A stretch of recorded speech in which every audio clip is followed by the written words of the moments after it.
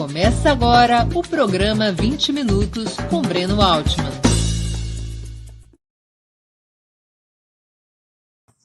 Bom dia! Hoje é 25 de novembro de 2021. Bem-vindos a mais uma edição do programa 20 Minutos Internacional. Nossa convidada é Mônica Valente, formada em psicologia, sindicalista da área da saúde, dirigente petista. Ela é a secretária executiva do Foro de São Paulo, a articulação dos partidos latino-americanos de esquerda. Antes de começar a conversa, gostaria de pedir que façam uma assinatura solidária de Opera Mundi em nosso site ou se tornem membros pagantes de nosso canal no YouTube. A imprensa independente e Opera Mundi precisam da sua ajuda para se sustentar e se desenvolver. Também peço que curtam e compartilhem esse vídeo, além de ativarem o sininho do canal. São ações que ampliam nossa audiência, nosso engajamento e nossa receita publicitária. Como o programa de hoje foi previamente gravado, infelizmente não poderemos repassar as perguntas de nossos espectadores à entrevistada. Mesmo assim, vocês poderão fazer comentários contribuindo com o Super Chat durante essa transmissão, ou também poderão colaborar ao longo da conversa de hoje com o Super Sticker. Outra forma de contribuição é através do Pix. Nossa chave é apoie@operamundi.com.br. Eu vou repeti-la, apoie@operamundi.com.br. A nossa razão social é Última Instância Editorial Limitada.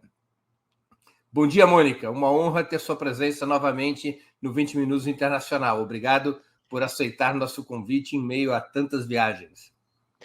Bom dia, Breno. Eu que agradeço a oportunidade, porque você sabe que falar da esquerda latino-americana, primeiro, eu gosto muito, e segundo, sempre tem assunto. Mônica, nosso plano hoje é fazermos uma viagem pelos principais episódios do continente nesse ano.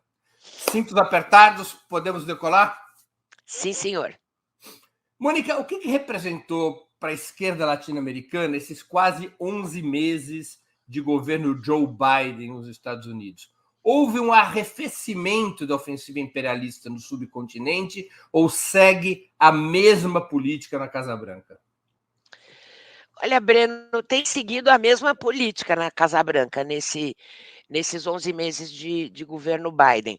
E mais do que isso, em alguns casos, ela onde a expectativa, por exemplo, as promessas de campanha do Biden em relação a Cuba, era de, pelo menos, as últimas medidas de recrudescimento do bloqueio determinadas por Trump, que fossem levantadas, e isso não aconteceu.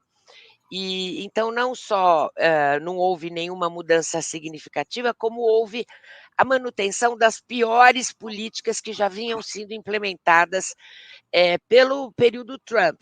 Então, não houve muita mudança no que diz respeito à expectativa que a campanha do Biden criou, inclusive na própria campanha eleitoral, junto aos eleitores estadunidenses. Muitos deles se dizem, por isso, parte da esquerda se dizem, por isso, decepcionados, estão cobrando os seus compromissos de campanha, mas mudou muito pouco, infelizmente. Mas isso tem a ver especificamente com Cuba ou Venezuela, ou a ação dos Estados Unidos contra as forças progressistas se faz sentir em países também como Bolívia, Argentina, México e outras nações sob governos progressistas? Há algumas contradições, né? Por exemplo, no caso boliviano, que em 2019 o secretário-geral da OEA, 2019 era o governo Trump, o secretário-geral da OEA, o Luiz Almagro, fez declarações à própria OEA que permitiram aquele golpe militar e policial que deu margem a todo tipo de atrocidade, no caso boliviano, era bem apoiado pelo governo Trump. Hoje em dia, com relação à Bolívia, não existe uma ofensiva estadunidense tão forte com relação, por exemplo, aos processos judiciais que foram abertos contra os golpistas e a então presidenta de fato, Jeanine Áñez, pela justiça boliviana. Então não se vê isso. No caso, por exemplo, também da eleição do Pedro Castilho, não se viu uma ação claramente anti decisão do povo, anti a eleição do Pedro Castilho por parte do governo Biden. Mas o problema é que não teria que ter, ou pelo menos a expectativa, seja Cuba, Venezuela e mesmo Nicarágua, em relação aos. Havia uma expectativa, porque o Biden fez compromissos de campanha nesse sentido, principalmente nesses 3 países. Mas, principalmente, também uma outra postura, em relação ao mundo, né, não só em relação à América Latina.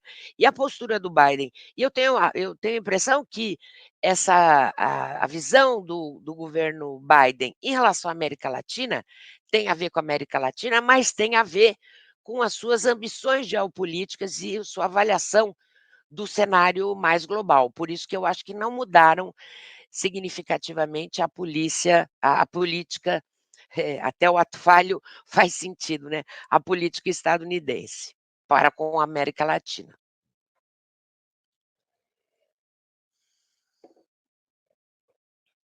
Breno, não estou te ouvindo. Eu volto aqui. A Venezuela realizou no último domingo, dia 21, eleições regionais, com a participação da oposição e reconhecimento internacional, ao menos parcial. O chavismo conquistou uma ampla vitória ao eleger 20 dos 23 governadores, mais a capital, Caracas. Esse resultado eleitoral, somado às negociações no México, abre caminho para a normalização da vida política e econômica do país? Bom, essa é a nossa expectativa, mas é claro que eu particularmente acho que ainda temos um longo caminho a trilhar nesse sentido. Mas acho que o resultado das eleições na Venezuela, das chamadas mega eleições, em primeiro lugar, comprovaram a força do chavismo, a força popular do chavismo. Isso a gente precisa sempre assinalar e mostrar, evidenciar no processo eleitoral, porque você vê a grande mídia brasileira aqui chamando o Maduro de um presidente ditador, o ditador Maduro, não de presidente da República, e isso mostra, né, esse resultado eleitoral com quase 42% de participação da população na votação, sendo que lá o voto não é obrigatório. E é praticamente o mesmo percentual da eleição presidencial no Chile. Pois é. A participação foi 47%. E Pois eleição é, presidencial. Presidencial. E lá na Venezuela eram regionais e municipais. Seja o próprio resultado da eleição. Então, primeiro eu acho que esse fato é um fato muito importante, o fato de ter eleição, da oposição ter participado, e toda a oposição participou, embora organizada lá do jeito que eles escolheram como oposição, mas participou e participou ativamente. Segundo, o próprio resultado em si. Muitas dificuldades que o povo vive, é lógico, viver sob sanções econômicas, sob bloqueio econômico da maior potência no mundo, é uma tarefa heróica. A vida do povo é muito difícil, sim, assim como Cuba, mas, de qualquer maneira, o resultado eleitoral mostra confiança da população, ou da maioria da população venezuelana, na política do seu governo. Isso é muito importante.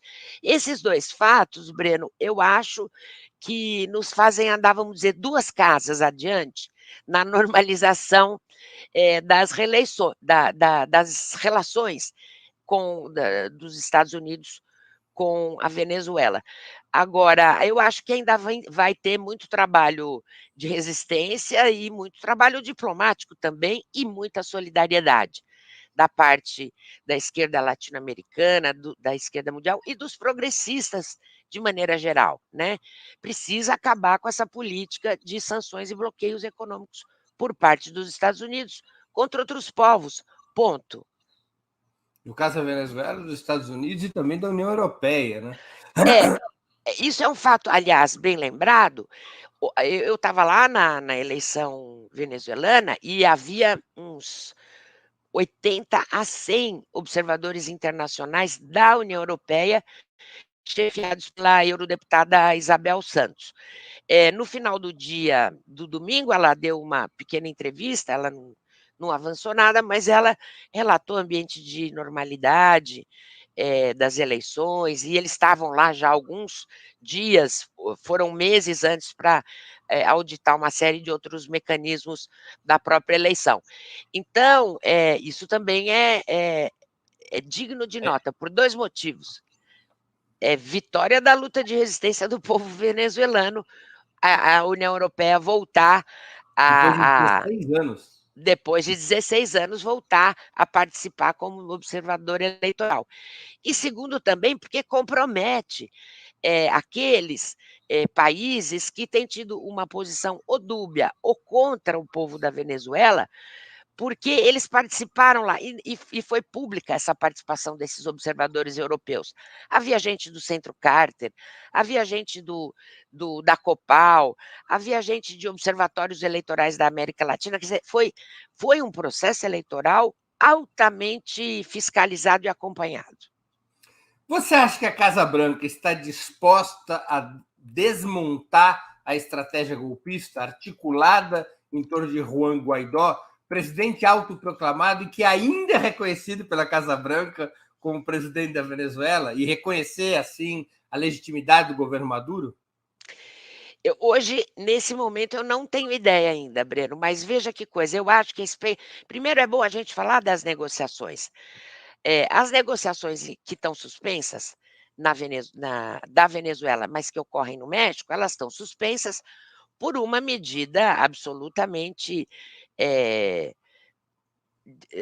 unilateral e provocativa até por parte dos Estados Unidos, que foi o sequestro de um representante diplomático comercial da Venezuela, o empresário colombiano Alex Saab, mas ele é um representante diplomático do país, foi sequestrado 2 vezes. Primeiro em Cabo Verde, ficou um tempo lá por ordem dos Estados Unidos, e depois sequestrado há 2 meses, 3 meses atrás, para os Estados Unidos diretamente, onde ele está respondendo processos por supostas acusações de lavagem de dinheiro. É sempre a mesma história, né? São supostas são acusações inventadas, são as supostas armas químicas do Iraque, enfim, tem uma coleção de exemplos se a gente quiser ouvir.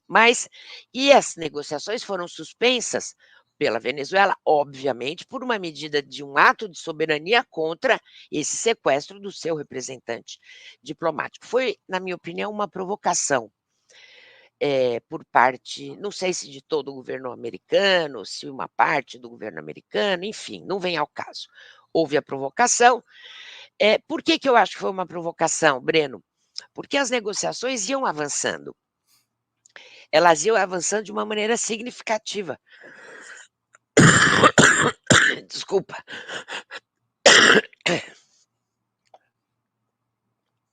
De uma maneira muito significativa. Primeiro, o próprio processo de negociação, aonde estavam na mesa todas as partes, inclusive a parte do Guaidó. Segundo, altamente acompanhado pela comunidade internacional, além dos facilitadores como México, que cedia a Noruega, a Holanda está presente, a Rússia está presente como garantidores, e é um processo altamente, vamos dizer, participativo por parte da comunidade internacional.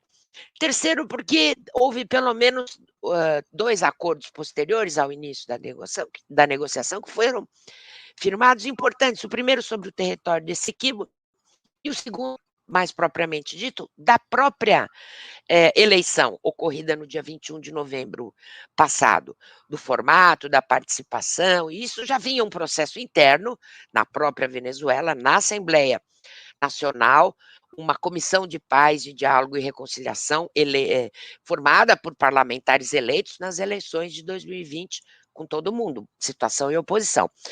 Bom, essa negociação ela vinha com suas dificuldades, complexidades, etc, etc, mas ela vinha indo num ritmo bastante vamos dizer, positivo para um processo tão complexo como esse.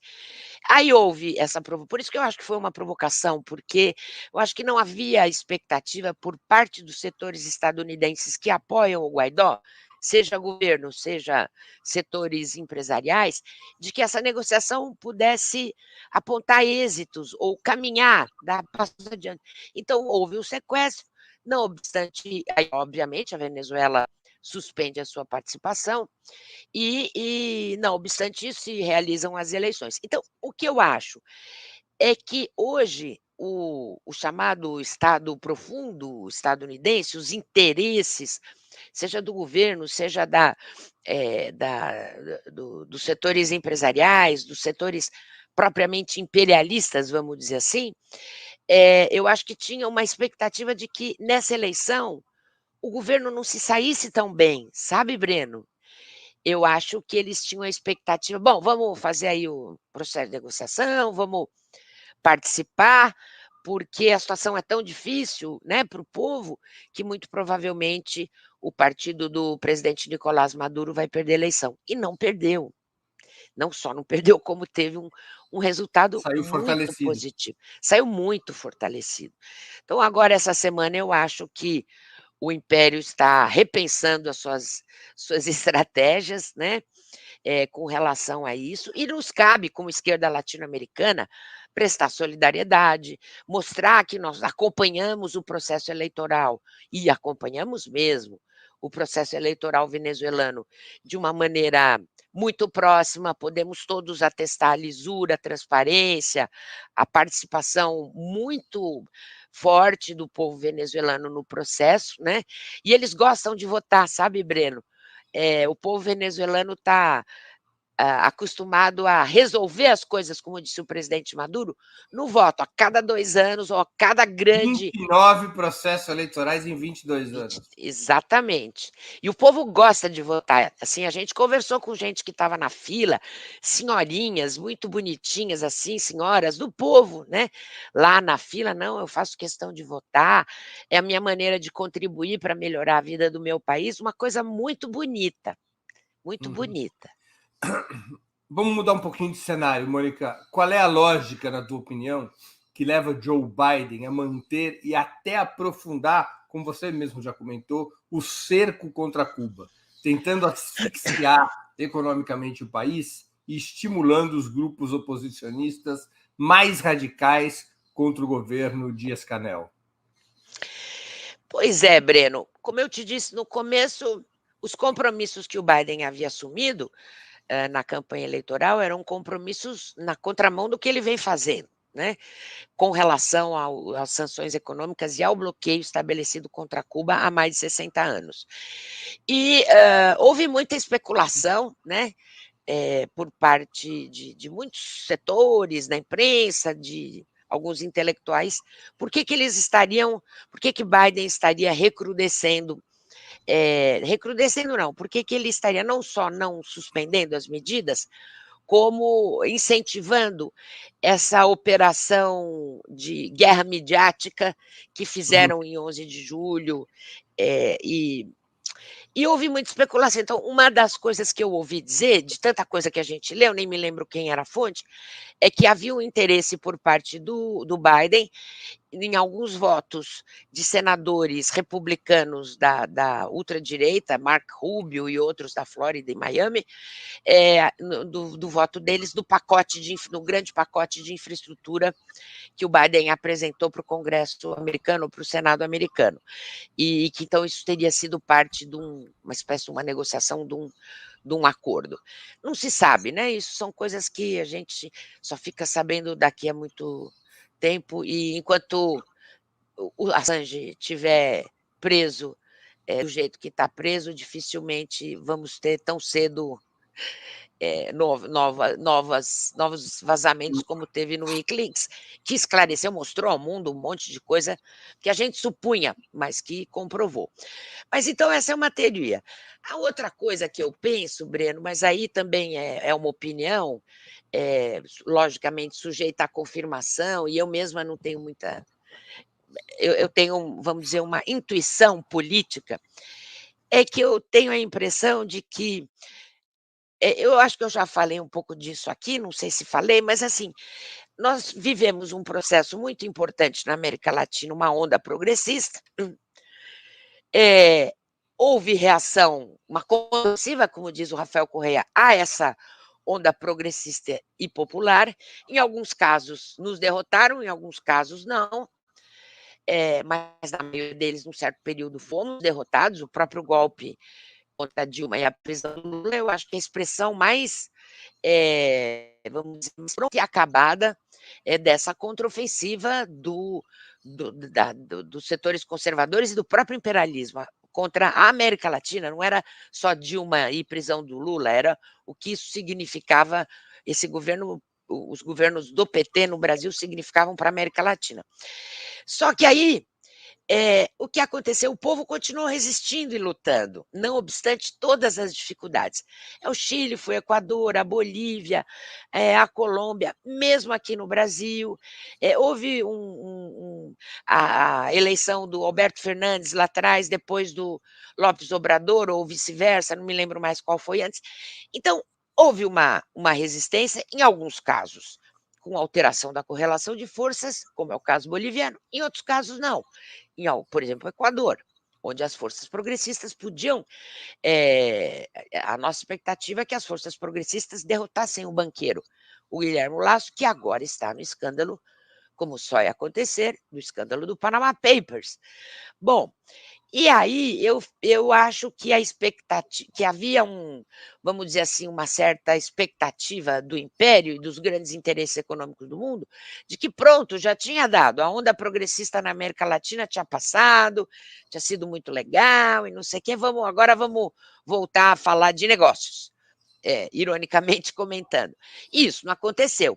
E hoje, frente a essas mudanças geopolíticas, a ascensão da economia, a ascensão da China como um ator geopolítico a partir da sua economia e a vitória do Biden nos Estados Unidos com aquele discurso que America is back, que a mim me soou muito mais como uma ameaça para os povos do mundo inteiro. Muito mais uma ameaça do que uma promessa. Mas, exatamente, pode ser uma promessa para os estadunidenses, mas para os povos do mundo todo, aquilo me pareceu uma ameaça naquele primeiro discurso dele. Então, eu tenho a impressão que os interesses do imperialismo olham aqui para a América Latina com a seguinte preocupação: espera lá, vocês já tiveram a sua onda progressista, nós temos que cuidar do nosso reposicionamento estratégico no mundo, recuperar a parte da hegemonia que nós já tivemos e temos, né?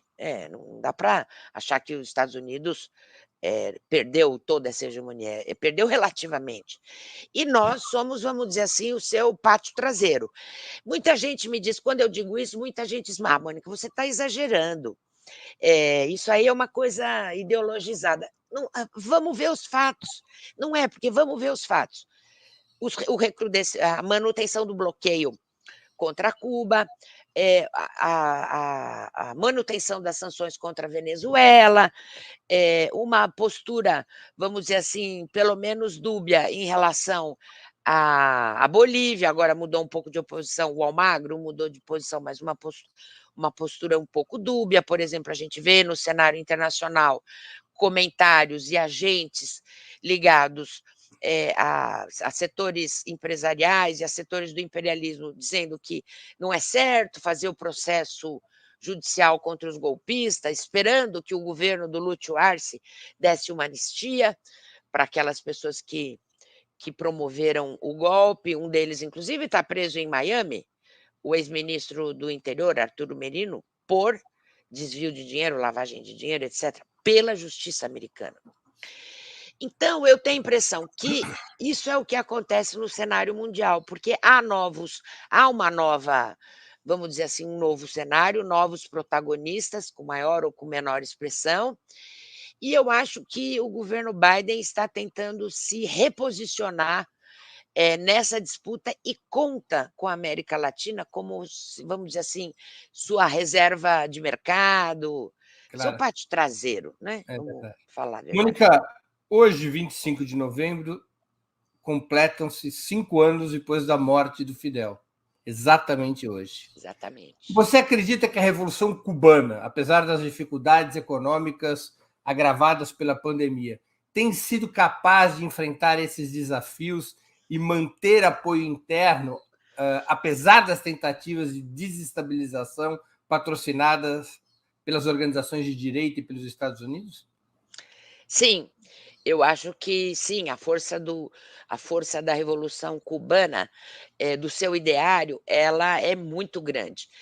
Mesmo havia uma expectativa, eu acho, de que isso arrefecesse com o falecimento de Fidel Castro, que completa 5 anos hoje, como você bem lembrou, Breno, mas isso não aconteceu. Agora, é lógico que há dificuldades, há descontentamento no povo. As pessoas bom, primeiro, como é que você vive 62 anos, uma ilha de 11 milhões de habitantes, sendo acossada, sendo assediada, sem poder importar seringas com uma vacina, que é o mais difícil, a vacina anti-Covid, o mais difícil eles fizeram e não podiam vacinar porque não tinham seringas para aplicar a vacina por causa do bloqueio estadunidense. Quer dizer, é brutal.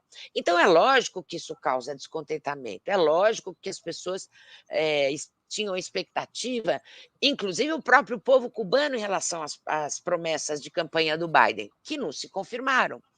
Então há vamos dizer, uma desesperança que pode ser, vamos dizer assim, pode ter sido em 11 de julho uma espécie de campo fértil para essas aventuras de fake news. Nós conhecemos fake news, nós brasileiros e brasileiras, né? Nós sabemos como elas operam, nós sabemos o que aconteceu na eleição de 2018 aqui no Brasil, e foi o que aconteceu em 11 de julho.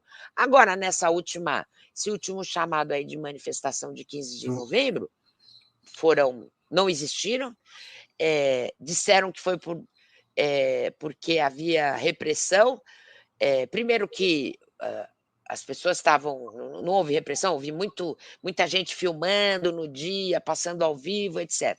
Houve um arrefecimento da mobilização, muito provavelmente porque o partido, as organizações e o próprio governo foi para a ofensiva política depois do 11 de julho. Foi de novo, voltou a falar com a população, veja os efeitos do bloqueio. E também o 15 de novembro era a abertura do ano letivo e a abertura do turismo, da indústria do turismo, que tem uma importância econômica muito grande.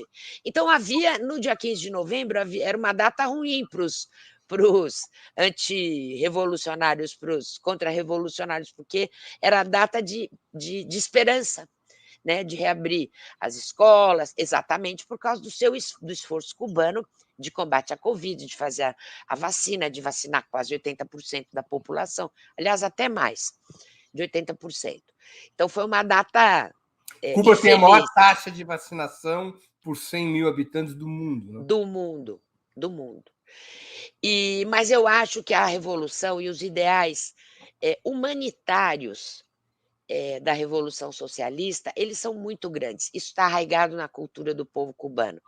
E eles têm uma frase que não são só os dirigentes que falam, mas é uma frase que eu acho tão significativa da alma cubana, da alma socialista e revolucionária cubana. A gente pode ter todas as críticas que a gente quiser, não ter uma opção socialista revolucionária, como foi o caso de Cuba e do povo cubano, mas eles dizem uma coisa, e o povo te diz isso na rua, que solidariedade é a gente compartilhar o que nós temos, não o que nos sobra.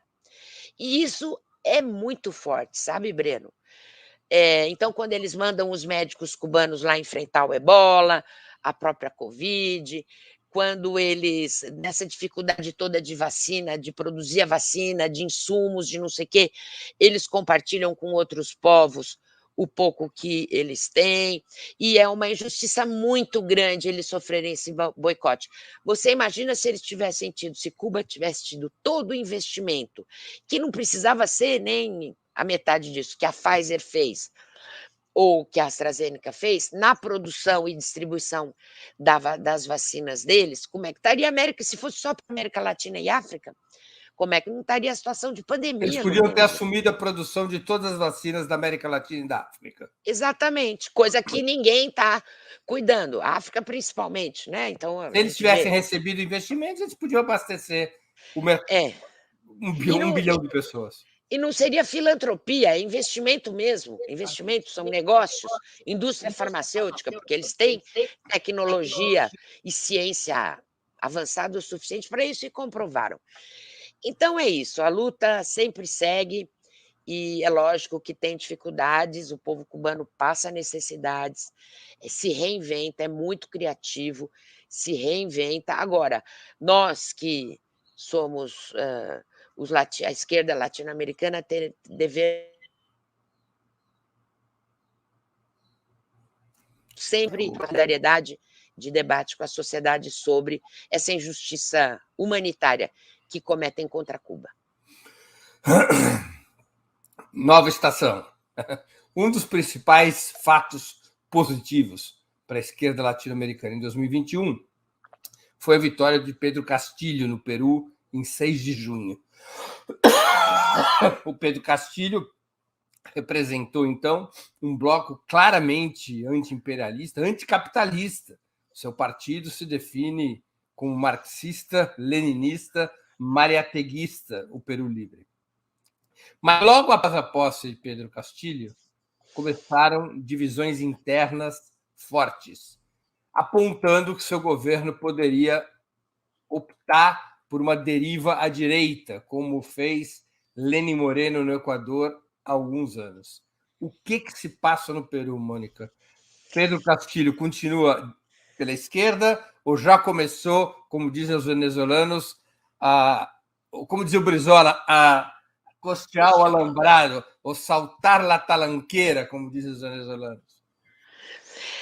Olha, Breno, eu acho que o governo do Pedro Castillo continua sob um ataque brutal. Eles têm pouco mais de 100 dias de governo e eles não conseguiram estabilizar minimamente o seu ministério para fazer aquele país, para pôr em prática as suas promessas de campanha, as suas ideias, as suas propostas, os seus projetos. Então, isso é um ataque. É lógico que esses ataques, eles são liderados, aparentemente, ou pelo menos formalmente, pelo fujimorismo, no caso peruano, claramente, né, os setores que são ligados ao fujimorismo, a Keiko Fujimori, ao fujimorismo, né, como, vamos dizer assim, como um conjunto de ideias políticas de extrema-direita, no caso peruano, e eles não conseguem estabilizar o governo. Então, primeiro cai o chanceler, o ministro das Relações Exteriores, sob acusações, e assim, são aquilo que a gente já sabe como opera. Eles colocam denúncias na grande mídia, foi o caso do ministro das Relações Exteriores. Ele tinha dado. O Berrar. Ele tinha dado uma declaração, sei lá quantos anos atrás, como um acadêmico, como um intelectual que era, sobre o tema do terrorismo de Estado e do terrorismo, vamos dizer, de organizações propriamente não estatais. E ele tinha comparado um ao outro. Isso tinha sido uma opinião acadêmica, uma análise acadêmica, há muitos anos atrás. Utilizaram esse fato para dizer que ele era um cidadão que defendia o terrorismo e que, portanto, não podia continuar ministro das Relações Exteriores. E fizeram uma campanha de mídia tão brutal, tão ofensiva, que ele foi pedir, o presidente da República pediu o cargo dele e o substituiu. Esse foi o primeiro. Depois houve mais 2 ou 3 casos, inclusive do primeiro-ministro, então primeiro-ministro. Então, esse governo ainda não dá para a gente dizer se é um governo que vai ser como o do Lenín Moreno. Eu acredito que não.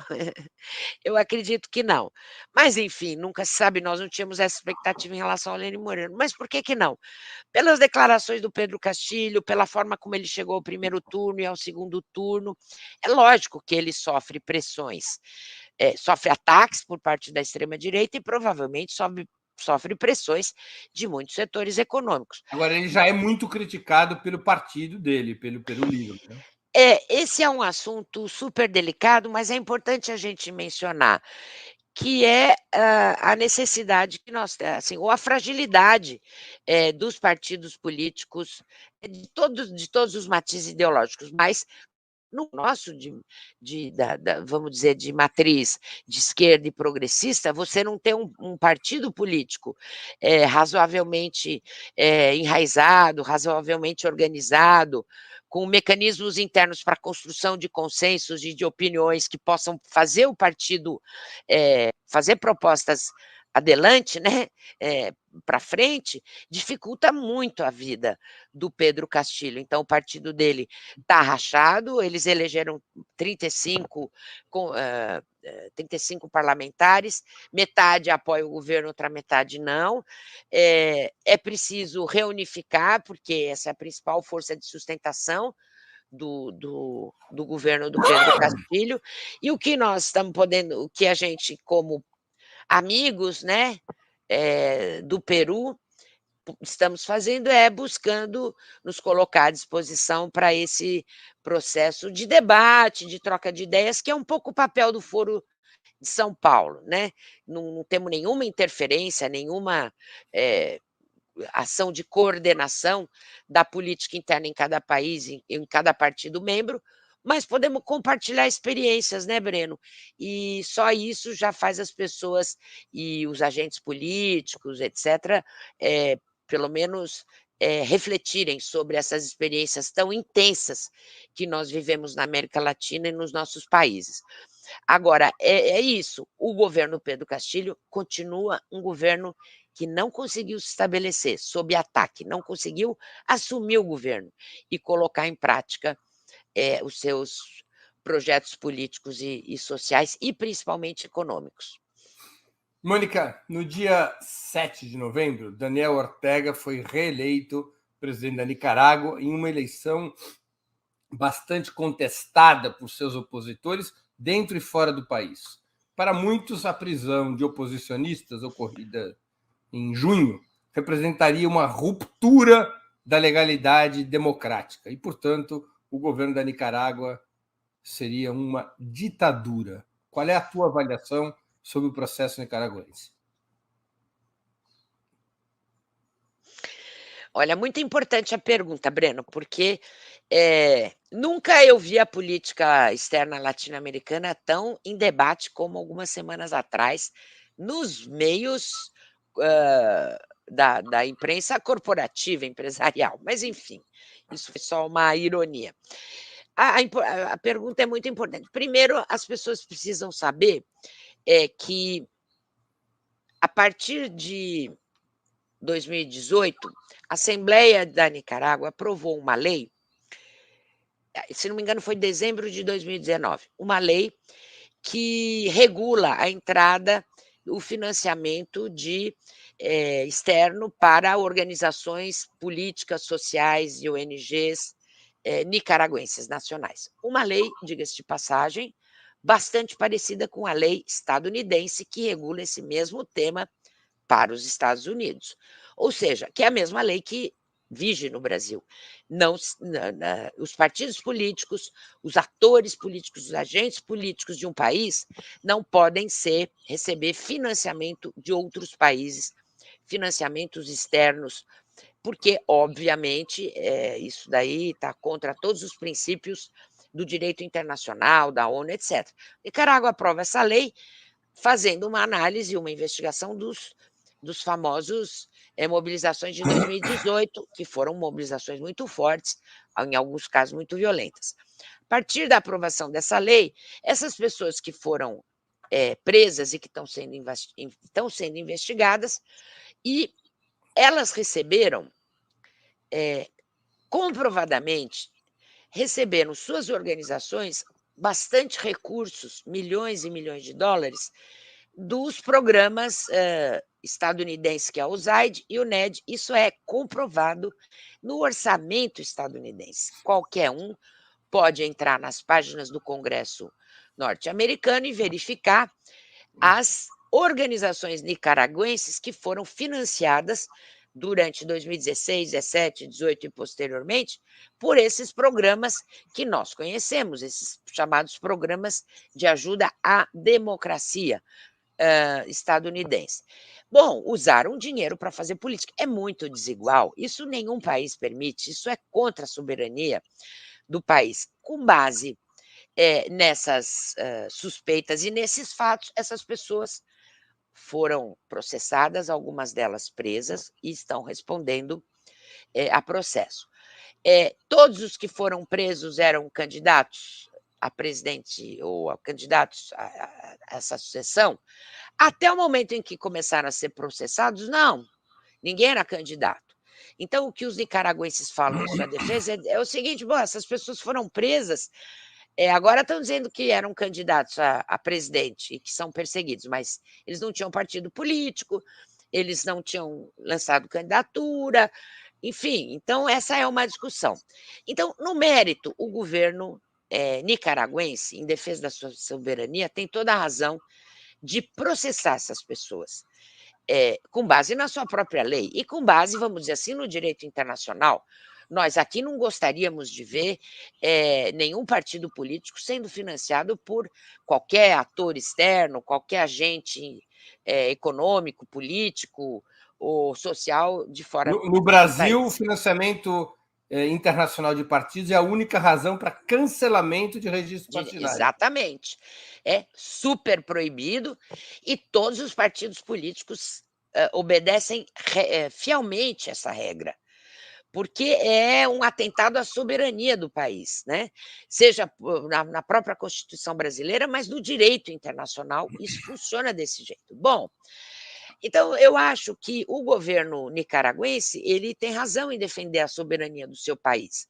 Agora, eu acho que, com relação ao mecanismo pelo qual eles organizam as suas eleições, as opções políticas que faz o governo nicaragüense de enfrentamento dessa disputa, porque é uma interferência, de fato, imperialista na política local, na política nacional, é que se pode questionar. Eu, particularmente, tenho muitas dúvidas dessa estratégia deles, né?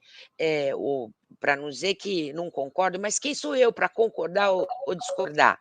Né? Não sou ninguém para concordar nem discordar. Podemos compartilhar reflexões sobre se a melhor estratégia vamos dizer, de combater esses ataques imperialistas e contra a soberania no país fazer esse processo de, vamos dizer, prender, acelerar ou não ter nenhum processo de negociação política para tratar desses assuntos com mediação internacional, né? Podemos discutir isso, porque, por exemplo, nós somos a esquerda, nós aqui no Brasil, embora tenhamos tido entre nós, setores que defenderam uma estratégia, vamos dizer, diferente dessa estratégia que caracterizou Nicarágua e El Salvador, e em parte na própria Colômbia, uma estratégia de guerra insurrecional. Nós temos uma tradição, vamos dizer, política geral diferente aqui no Brasil, com nuances, e precisa aprofundar esse debate, quer dizer, não estou generalizando, mas precisa ver se que dá uma certa, vamos dizer, cria uma certa cultura no país, eu diria assim, de uma cultura militar, né, de derrota total, e que talvez nesse mundo tão disputado, onde a disputa ideológica ela é tão brutal, talvez não seja a melhor estratégia para defender a soberania de um país. Nós podemos discutir isso. Se não podia ter tido, frente a esse fato, que é um escândalo internacional, uma outra postura, que é chamar, por exemplo, a CELAC, que é um organismo importante, construído pelos governos progressistas, para dizer: olha, nós temos esse problema na Nicarágua, queremos a ajuda de vocês.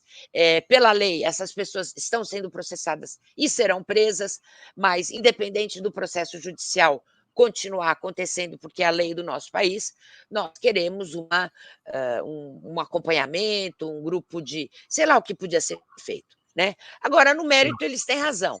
No mérito, o governo nicaragüense tem razão, é a defesa da soberania do país deles, e agora nós vamos ter que ter um trabalho de solidariedade, de buscar criar, vamos dizer, mecanismos e de caminhos, né, para combater o isolamento que o Império vai tentar impor, o aprofundamento do isolamento à Nicarágua, que o Império vai tentar recrudescer. Mônica, vamos lá, mais uma escala. O peronismo, também no dia 7 de novembro, no mesmo dia da eleição nicaragüense, apesar de ter se recuperado em relação às primárias de setembro, sofreu uma derrota eleitoral para a direita. O que representa esse quadro em tua avaliação? Os neoliberais poderiam voltar à Casa Rosada nas próximas eleições presidenciais? Breno, muito cedo para fazer essa aposta, né? Muito cedo. O jogo está sendo jogado.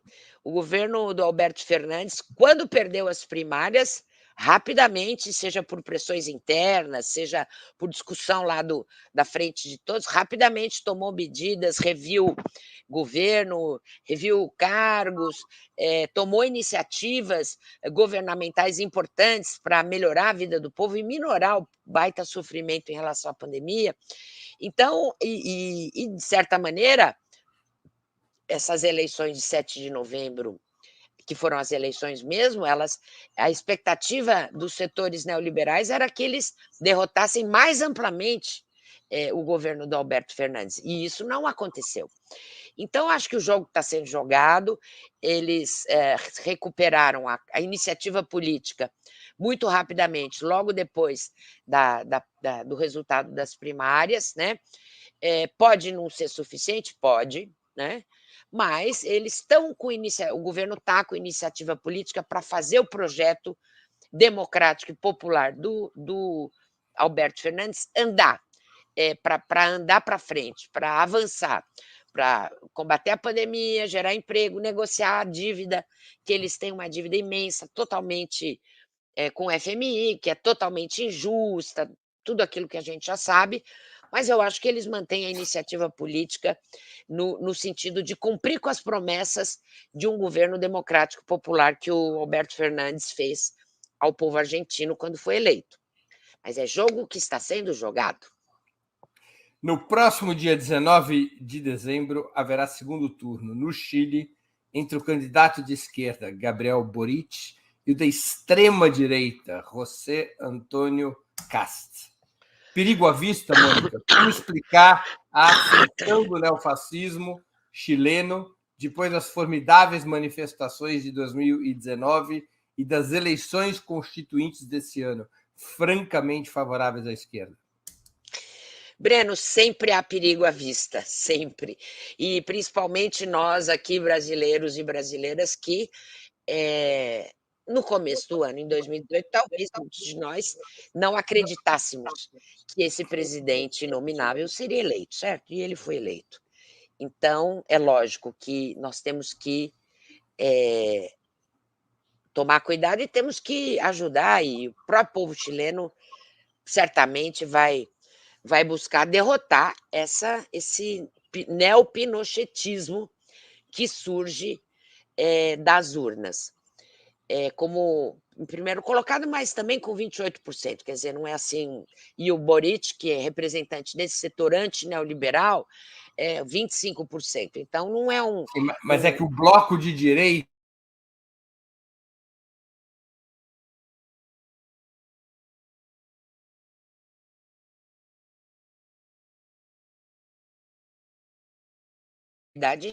de fato, eles ganharem a eleição.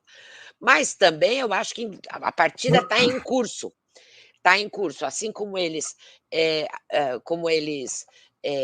conseguiram, a direita e a extrema-direita conseguiram esse resultado, também do lado do campo progressista, nós tivemos um resultado importante e mais do que isso, sabe, Breno, vai exigir uma coisa que o Foro de São Paulo é um mantra nosso, que vai exigir a construção da unidade na diversidade. Nós sabemos que tem diferenças entre os diversos setores de esquerda chilenos, mas vai ter que ter sabedoria para construir a unidade, para derrotar o neofascismo e o neopinochetismo. Porque você já imaginou que vergonha para, assim, que tristeza, não uma vergonha, o Chile de Salvador Allende ser governado por um tipo como esse, que é um Trump, Bolsonaro, Le Pen, repaginado, é muito grave, né, muito difícil. Agora, o que pode ter acontecido, que é a tua pergunta? Bom, eu acho, Breno, que há várias coisas para a gente analisar. A primeira delas é que a Constituinte ela foi fruto de um processo de mobilização muito intenso da população chilena, e eu acho que, como ela tem o seu próprio ritmo, que é um ritmo demorado, naturalmente demorado, como qualquer processo constituinte, criou uma expectativa muito alta e não consegue entregar, entre aspas, não consegue avançar o suficiente para resolver os problemas contra os quais as pessoas se mobilizaram, que é o tema do emprego, o tema das políticas sociais, da saúde, da educação, da previdência. Então, isso é um fator, vamos dizer, o fator desilusão com um processo que foi um processo muito importante, que foi o da Constituinte. Segunda coisa, há alguns anos, o Chile vem passando por um processo onde as pessoas vão desacreditando da política. Então, os índices de abstenção, eles são muito grandes, como você mesmo mencionou no começo do programa, a média histórica do Chile é a média histórica, em termos percentuais, é a média histórica da Venezuela, só que com a diferença de que, no caso chileno, ela vem caindo, e no caso venezuelano, ela vem se mantendo, a média histórica de participação nas eleições. No caso chileno, vem caindo, que também uma coisa que a esquerda e os partidos políticos e as organizações sindicais e populares chilenas têm que prestar atenção, porque o alto índice de abstenção, e mais do que isso, eu li em algum artigo que houve setores populares da classe trabalhadora mais tradicional, de carteira assinada, que se inclinaram pelo voto ao CAST, da mesma maneira que esses setores, no caso estadunidense, também se inclinaram na eleição do Trump, à época. Então, isso é fruto, de um lado, de desesperança, de despolitização, e de outro lado, de querer resolver, de querer atender essas expectativas que foram levantadas pela Constituição, pelo processo constituinte. Mas é jogo que está sendo jogado também, sabe, Breno? E o Boric, eu acho que, se ele conseguir construir essa unidade na diversidade com o campo da esquerda, construir um programa e um programa mínimo e um pacto, né, antifascista, com as principais forças democráticas, e vai ter que, na minha modesta opinião, vai ter que atrair setores para além da esquerda, mas todos os setores antifascistas que tem no Chile, sem abrir mão de um programa que atenda aquilo que o povo reivindicou nas ruas, que é um programa antineoliberal, claramente antineoliberal. Vai ter que, esse programa, que é o que a população lutou e luta, vai ter que ser vamos dizer assim, o amálgama, o núcleo duro da construção de um pacto antifascista. Eu acho que o Boric, ele tem condições de fazer isso, os setores da esquerda também se comprometem, pelo menos aqueles ligados ao Foro de São Paulo, se comprometem com essa perspectiva de ajudar nesse processo, para não deixar o fascismo voltar ao Chile, né. Salvador Allende não merece isso, a sua memória não merece isso. Mônica, qual o papel que poderia jogar para a esquerda latino-americana a aliança com China e Rússia? A aliança com China e Rússia é a estratégia do Foro de São Paulo, por exemplo, ou a busca por um caminho não alinhado em um mundo cada vez mais polarizado? Breno, a tradição do Foro de São Paulo é uma tradição de não alinhamento, vamos dizer assim, né. Exatamente pela nossa diversidade, há entre nós, membros, partidos políticos membros, que defendem as mais diversas, vamos dizer, as mais diversas diretrizes estratégicas nesse cenário mundial. Agora, o que é muito forte na nossa estratégia, e que eu acho que é importante, em qualquer que seja esse caminho mais para o cenário geopolítico internacional, relativamente à América Latina, é nós conseguirmos consolidar a América Latina integrada, integracionista, multipolar, democrática e popular, com um programa progressista, nos integrar para atuar no cenário político mundial, seja eventualmente numa aliança econômica ou política com setores que se opõem ao império estadunidense nesse momento, como China e Rússia, seja numa outra estratégia mais, vamos dizer assim, de não alinhamento, né? Até porque, Breno, os nossos países têm capital de todos esses países aqui. Então, também para os governos locais, aqui fica difícil vamos dizer assim, um alinhamento automático. Mas, como o Foro de São Paulo, o que nós defendemos é essa postura de integração, cooperação, multilateralismo, mas que a gente possa se constituir como um ator relevante nesse cenário geopolítico mundial e poder jogar o jogo dos grandes, né?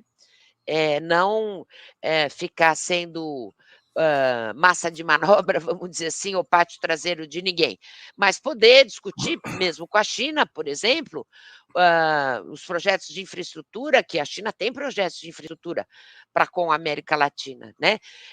Também precisamos discutir, nós também precisamos de desenvolvimento industrial, agregar valor à nossa produção, não só do Brasil, mas da América Latina como toda, a indústria petroleira, por exemplo, na Venezuela tem muito o que desenvolver, etc. e tal. Mas, então, essa é a vocação do Foro de São Paulo. Eu diria que é uma vocação mais não alinhada, mas é lógico que isso não quer dizer que a gente não tenha opinião sobre esses cenários e esses atores do concerto mundial, vamos dizer, né? Estados Unidos, China e Rússia, etc. Mônica, a ex-presidenta Dilma Rousseff ontem, no lançamento de um livro, declarou que a China representa luz contra a decadência ocidental.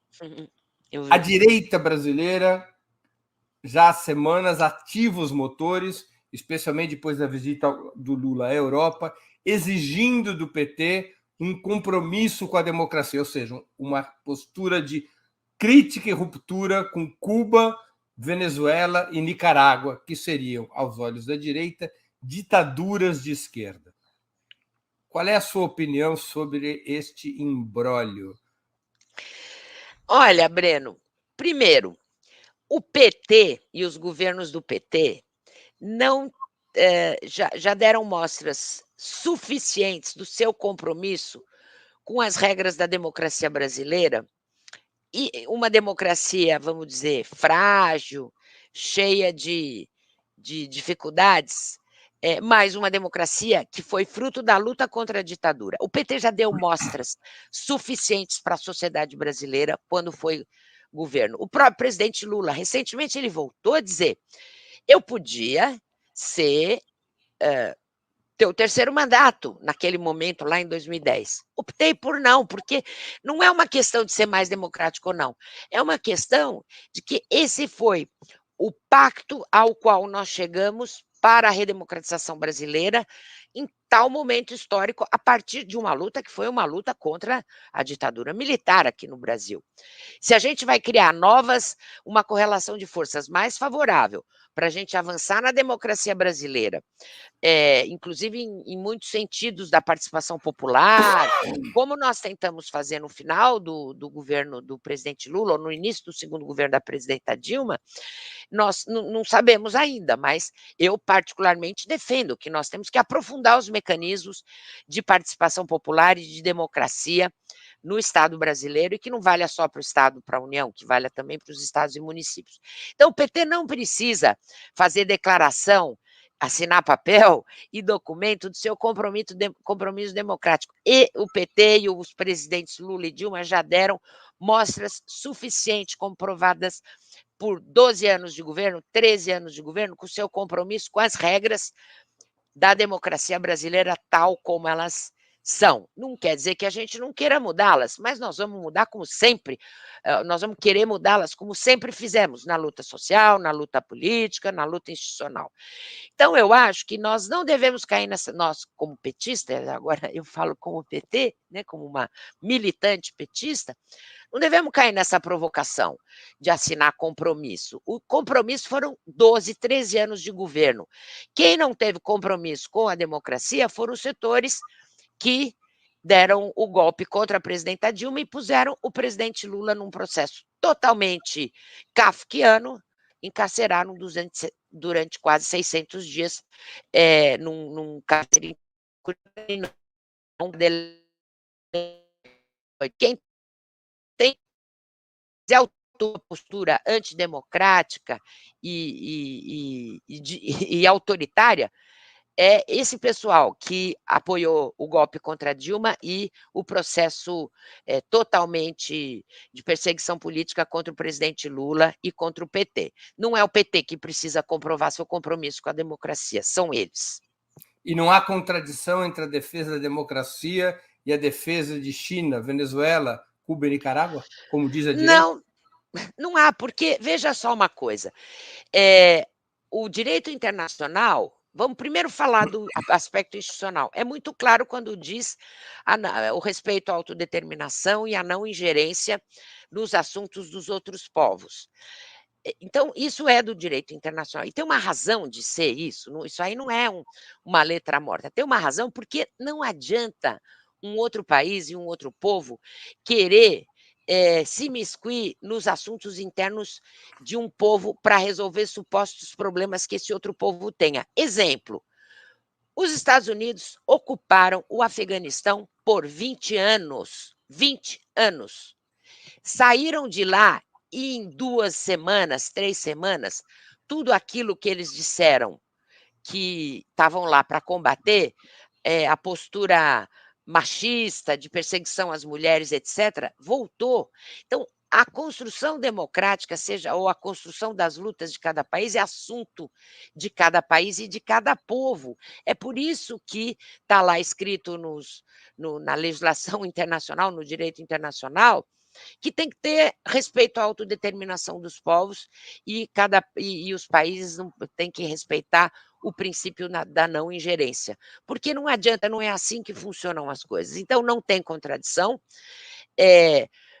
com defender a concepção, vamos dizer, democrática que o PT tem, o seu compromisso com a democracia já amplamente comprovado em 13, 14 anos de governo, o tempo que nos deixaram governar, e, ao mesmo tempo, defender o direito internacional, a autodeterminação dos povos, a não ingerência, a solução negociada de conflitos entre os países, o multilateralismo, a cooperação, é isso que faz a alma, vamos dizer assim, de construir um mundo melhor e de paz e de soberania, de paz e soberania, de crescimento econômico, de inclusão social para a humanidade. É assim que nós vamos construir isso, não é de outro jeito.